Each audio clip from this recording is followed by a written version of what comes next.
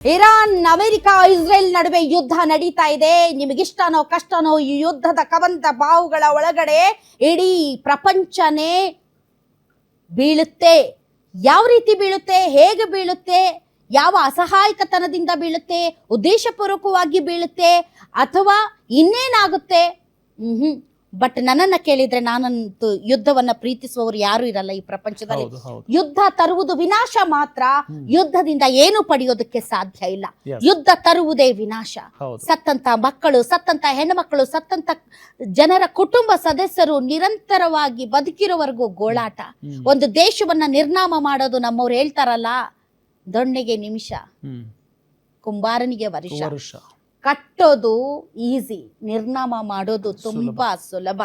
ಇವತ್ತು ನಡೀತಾ ಇರೋದು ಅದೇ.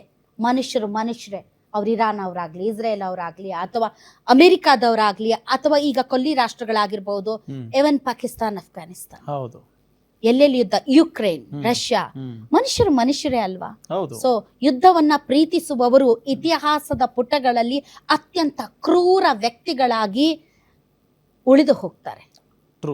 ಅದು ಟ್ರಂಪ್ ಆಗಿರ್ಬೋದು, ಅಥವಾ ನೆತನ್ಯಾಹು ಆಗಿರ್ಬೋದು, ಅಥವಾ ಖುಮೈನಿ ಆಗಿರ್ಬೋದು, ಯಾರೇ ಆಗಿರ್ಬೋದು.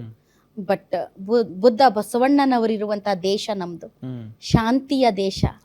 ಹಾಗಾಗಿ ನನಗಂತೂ ನನ್ನ ದೇಶದ ಮೇಲೆ ತುಂಬಾ ತುಂಬಾ ಪ್ರೀತಿ, ಗೌರವ. ಯಾಕೆಂದ್ರೆ ನಾವು ಯುದ್ಧವನ್ನ ಪ್ರೀತಿಸುವವರಲ್ಲ.